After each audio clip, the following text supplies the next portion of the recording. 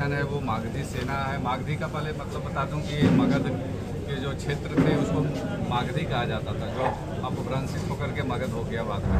हमारा मेन उद्देश्य है कि समाज की सेवा करना हो। समाज की सेवा हम जितना अकेले कर पा रहे थे वो थोड़ा कम पड़ रहा था, तो हमने एक टीम बनाने का प्रयास किया है। किसी भी पेड़ की शाखाएँ अगर बड़ी होती है तो वो छायादार होती है और फलदार भी होती है।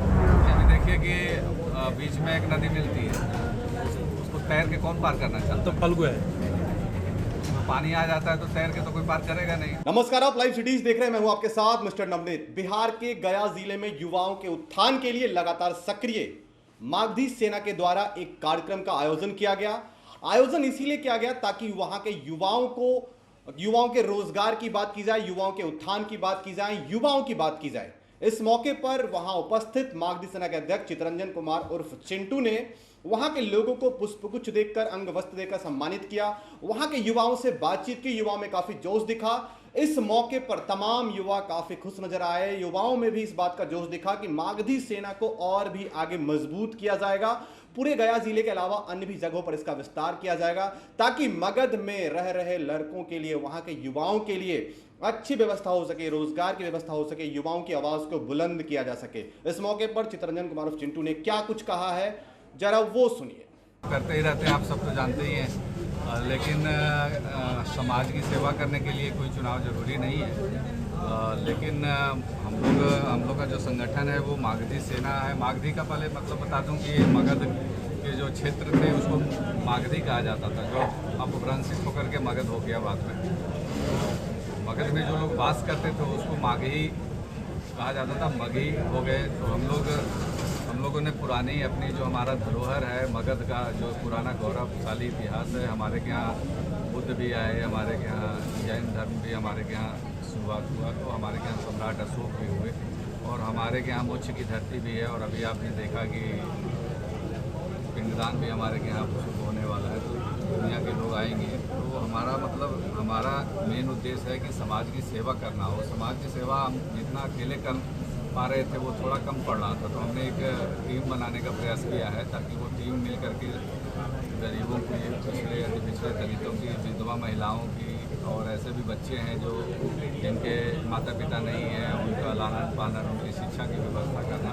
और हमारे के यहाँ जो रोजगार है उसके बारे में भी लोगों से, युवाओं के लिए हम लोग काम कर रहे हैं कि युवाओं को ज़्यादा से ज़्यादा रोजगार मिले, उसके लिए भी हम लोग काम कर रहे हैं। उसके लिए हम लोग संघर्ष करेंगे। अभी हमने आज लगभग वजीरगंज, हम यहाँ के हैं इसलिए हमने वजीरगंज से शुरू किया, लेकिन पूरे मगध में विस्तार होगा इसका धीरे धीरे करके। और अभी हमने वजीरगंज के लगभग, हमारे वजीरगंज में 31 पंचायत है, जैसे वजीरगंज में 19 है प्रखंड में और मानपुर में 12 और बाढ़ हैं 7 वहाँ पे। तो सभी को हमने आज सम्मानित करने का निर्णय लिया था और सभी साथी आए हैं। तो हम चाहते हैं कि जब भी किसी भी पेड़ की शाखाएँ अगर बड़ी होती है तो वो छायादार होती है और फलदार भी होती है। तो ये शाखा बढ़ाने का प्रयास है और ये समाज के लिए आगे निरंतर काम करता है। ये कई विधानसभा कि हम तो पिछले विधानसभा चुनाव लड़े ही थे, लेकिन लोगों से मिलना जुलना और मेरा काम ही है लोगों से मिलना। सामाजिक जीवन में है तो लोगों से प्रेम, हमारा परिचय उनसे हो। अभी आपने देखा था कि पीछे चर्चा परिचर्चा यात्रा भी निकाले थे और मानपुर के लगभग पंचायतों में हम घूमे थे, आप सब साथी वहाँ थे, मिले भी थे। तो मैं एक राजनीतिक व्यक्ति तो हूँ ही, सामाजिक व्यक्ति भी पहले सामाजिक व्यक्ति हूँ, तो समाज के हित में मैं काम कर रहा हूँ ताकि वो जो समय आएगा, अभी तो समय है उसमें वो भी हो। एक बात है सर, इसकी शुरुआत वजीरगंज से ही क्यों? वजीरगंज इसलिए कि मेरा घर है वजीरगंज, और वजीरगंज इसलिए कि हम लोग होली मिलन समारोह किए थे मानपुर में। तो वजीरगंज वाले लोग कह रहे थे कि भैया वहाँ तो आप कार्यक्रम किया अच्छा था, अब यहाँ भी होना चाहिए। तो हमने मानपुर के लोगों को भी बुलाया क्योंकि सामाजिक होने के और नेता होने की वजह से भी उनमें प्रत्याशी रहे हैं वजीरगंज विधानसभा। तो इसलिए जो हमारे लोग हैं उधर मानपुर की तरफ भी एक बार आ जाएंगे, तो देख लेंगे कि भैया कहाँ रहते हैं, घर देख लेंगे, जगह देख लेंगे। पार्टी से इस बार इसकी तैयारी के लिए आप दिल्ली में गए? नहीं, चर्चा तो हम भी सुन रहे हैं, लेकिन वो चर्चा कितनी सत्य है वो तो अभी समय पे नहीं। चिंटू भैया इस बार कहाँ देख रहे हैं अपने आप को, निर्दलीय या फिर किसी खास पार्टी से टिकट लेकर आएंगे? नहीं, अभी देखिए कि बीच में एक नदी मिलती है, उसको तैर के कौन पार करना चाहता तो फल्गु है। है? उसमें पानी आ जाता है तो तैर के तो कोई पार करेगा नहीं, उसको नाव चाहिए। अगर नाव मिल जाएगा तो किसको बुरा लगेगा? इसलिए पहले मतलब प्रयास नाव का इंतजार है। होता है, सुविधा सबको चाहिए।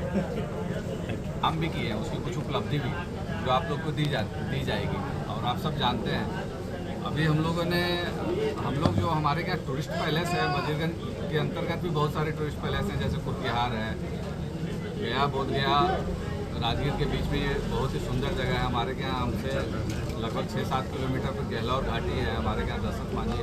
इन स्मृतियों में अभी भी वो चीज़ें नहीं है जिसको टूरिस्ट लोग आ सके। टूरिस्ट रोजगार नहीं पैदा हो रहा है, हमारे ग्रामीण टूरिस्ट को बढ़ावा नहीं मिल रहा है। हम उसके लिए भी संघर्ष कर रहे हैं, उसके लिए आवाज़ उठा रहे हैं।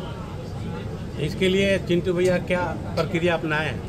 देखिए अभी तो हम अपनी ताकत बढ़ाने में लगे हुए हैं, और लोगों ने अगर ताकत दी तो काम दिखेगा, रिजल्ट दिखेगा।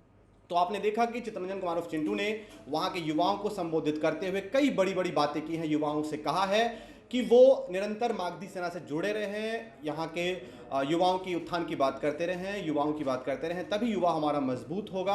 और आने वाले विधानसभा चुनाव को लेकर भी कई बातें कही। तब तक बने लौटे, तो आपका बहुत बहुत धन्यवाद।